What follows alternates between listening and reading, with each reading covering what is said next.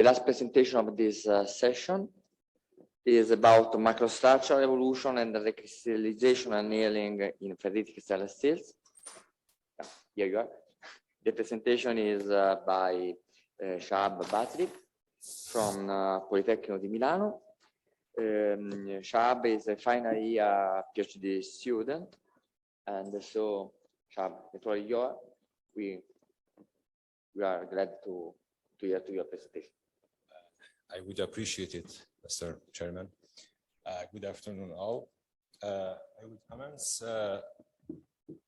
my presentation entitled as Microstructural Evolution and Recrystallization and Evaluation of this grade of ferritico stainless steel, European norm 1.4105.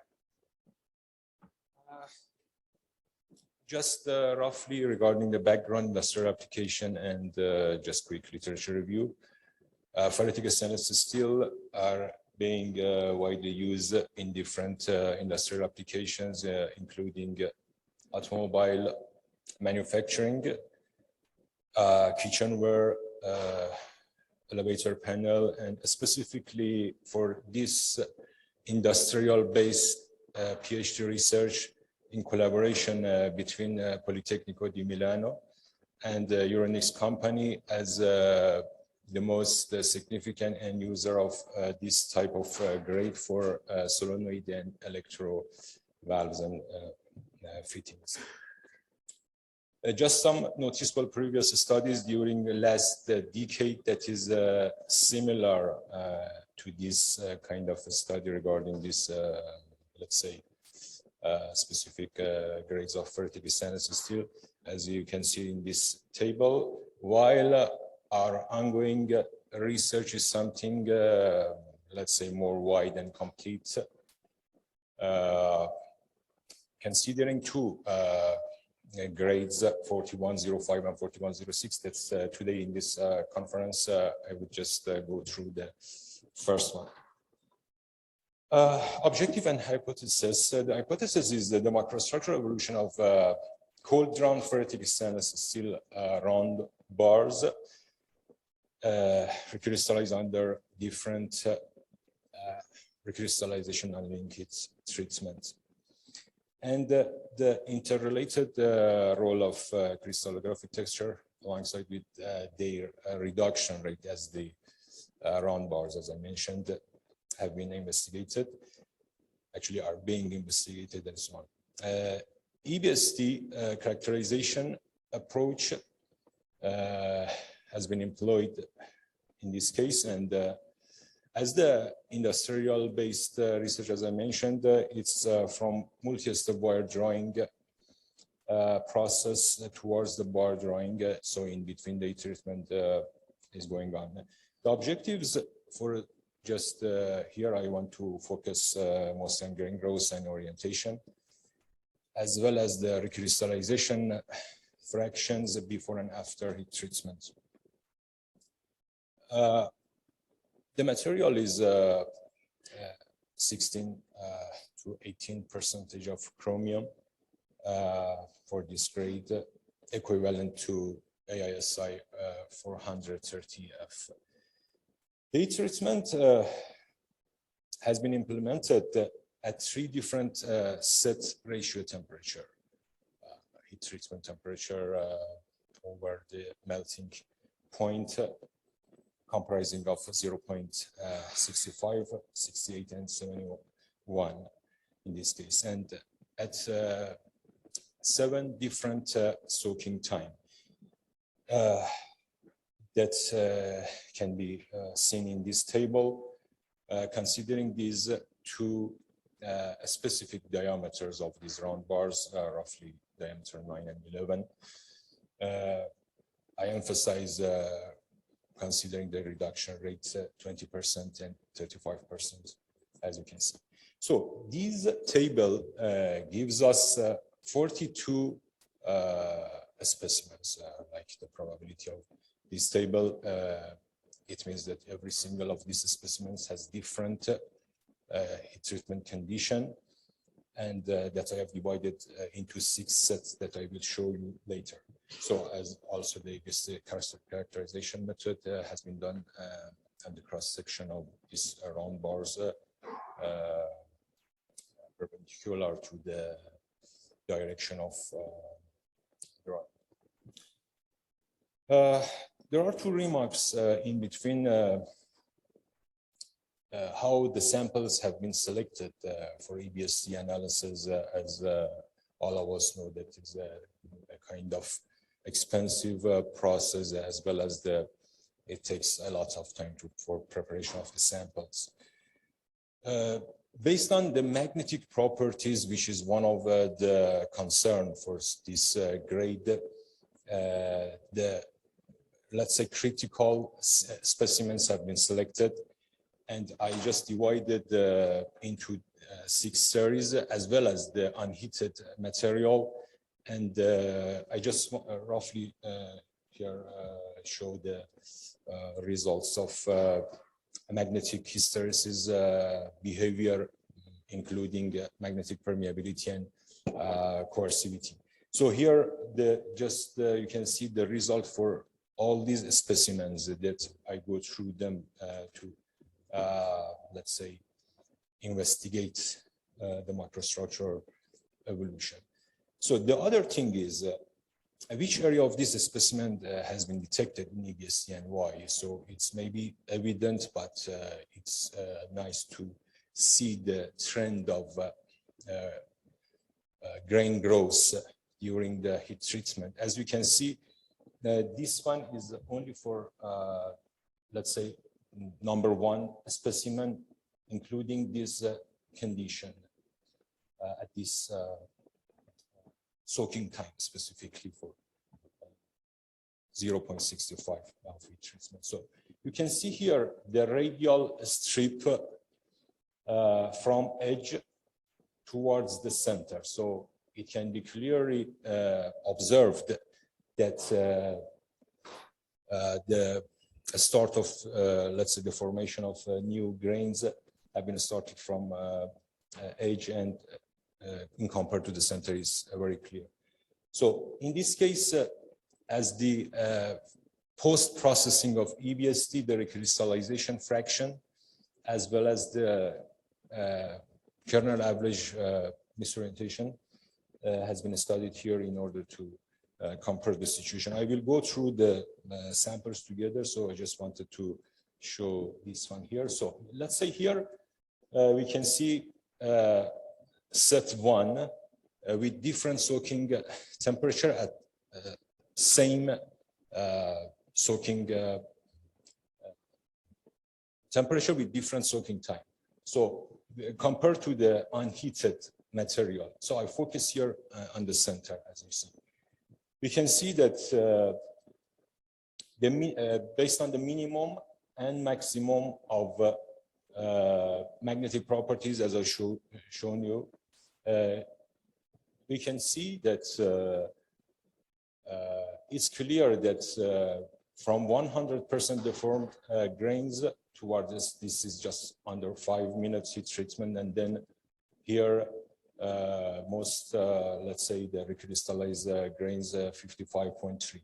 And also regarding the local misorientation, roughly as the peak value of this diagram that can help us to assess the failure behavior of the material that we can see here. It becomes lower, that shows the lower probability of the failure. So this happens for all sets that I just go through them because of the limitation of the time. We can see different condition of the specimens. The thing is, for example, for such series with higher reduction rate of diameter 11, the behavior of the recrystallization have been occurred drastically, even from, let's say, lower soaking time. However, this one is, for example, with 80 minutes. But within the next slide, we can finalize what's the meaning of this condition. In this case, after gathering all this information for all these sets and employing the JMOG model, we can see the trend of recrystallization fraction based on soaking time that separate from some intersections of these curves. Generally, we can observe that with higher reduction rate, we have faster recrystallization formation, and also more or less with let's say with increasing of soaking temperature. Also, we have faster recrystallization fraction. It's I emphasize that it's below the, of course, the critical temperature without phase transformation. That is the challenge of this also work. Based on this, the microstructural observation of the heat-treated bars specified that the recrystallization kinetics of this grade follow the kinetics of JMOG model. As the conclusion and future work, the microstructural evolution after recrystallization annealing for these cold drawn round bars can be concluded as such remarks that, okay, as I mentioned, it's follow the kinetics of JMOG model, and with higher reduction rate of cold drawn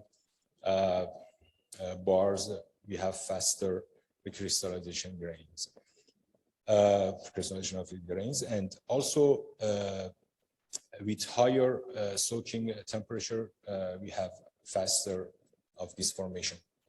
It is evident that we need to consider the mechanical properties and tribocorrosion behavior of this specimen in order to finalize the decision to optimize the process in the industry.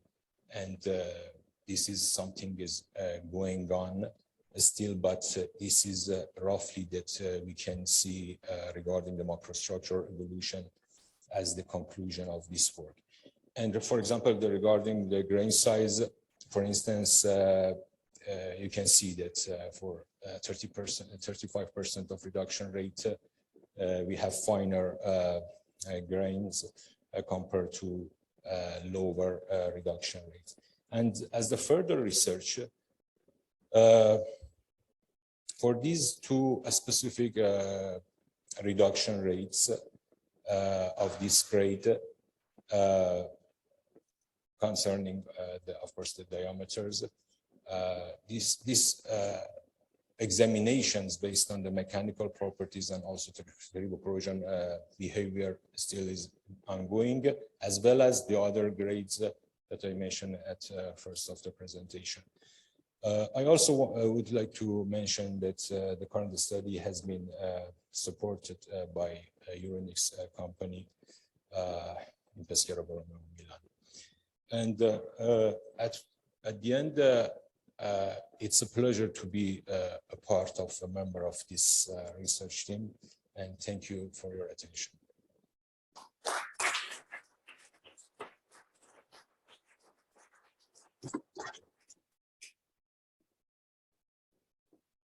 Thank you, Shahab, for your presentation. It's now time for questions.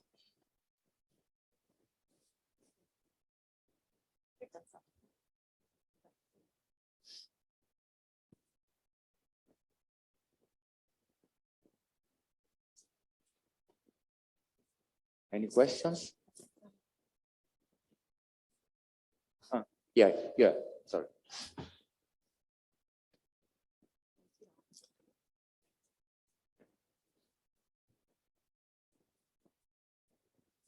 Yes, thank you for a nice presentation. I understood you measured also the magnetic behavior after annealing and before. What for was it? The magnetic behavior, or which values could you get out of these? Yes, regarding the magnetic measurements, as I mentioned specifically for permeability and coercivity, we have measured, yes, before and after the heat treatment, and I myself tried to find some standards, but I didn't find any specific, even according to the industries. But referring to the textbook and concerning what the end user and consumer needs in this case regarding, for example, the permeability, the interval values is between 1000 to 1800. This is the relative permeability without the units, of course. And then for coercivity, it's something around 160 kilooampere per meter. And of course, for these values is for heat-treated material. For unheated material is totally different. It means that we have very lower permeability for this. I'm talking, of course, about these two grades, and very higher coercivity. So this is, if I got your question. Yeah, is there a connection to the degree of recrystallization? The degree of recrystallization, as you could observe, before we are actually implementing the heat treatment for the material, depending on the reduction rate. So the let's say the crystallographic of the material is something very let's say not homogeneous and totally deformed. And after heat treatment, so the recrystallization, the nucleation is starting to happen, and then the fraction of recrystallization can be seen. But regarding the magnetic properties, you know what? It's very depending on the let's say, because even with a start of recrystallization, the properties will change drastically. You will have, I can say that, let's say in conclusion, I can say that for most of these specimens, we have obtained good results. But of course, some of them are within the boundaries that I mentioned for permeability and coercivity. But as I also indicated, we need to consider the mechanical behavior and tribo corrosion, specifically for intergranular corrosion and pitting and crevice, in order to decide which is the optimized point for such an industrial-based process. Thanks. Other questions? I have a curiosity from myself. Which criteria did you adopt in order to measure the recrystallized volume fraction by BSD? Yeah, as the post-processing of the analysis, I have, let's say, using Tango software and defining the subgrain angle and the main angle, main grain angle, we can, let's say, evaluate the recrystallization fraction. However, honestly speaking, still it's something that I'm working with different samples, but this is what I have done based on the recrystallization fraction of the specimens. Because I expected that you are measuring something like the GOS, the green orientation spread, but the questions sometimes is which is the spread that you that you fix to discriminate. This was a curiosity. The other curiosity is, did you try to compare your Avrami equation, your Avrami behavior, with a sort of annealing behavior, softening behavior, just by hardness, for example? Yes, exactly. For mechanical properties containing of tensile strength and hardness, we have done the examinations. It's almost complete, and we have observed good results, more or less, for all these samples. But of course, there is the trend that can be the further of the work. Yes. Okay. Thank you. Right. Okay. No other questions? So, thank you for your presentations.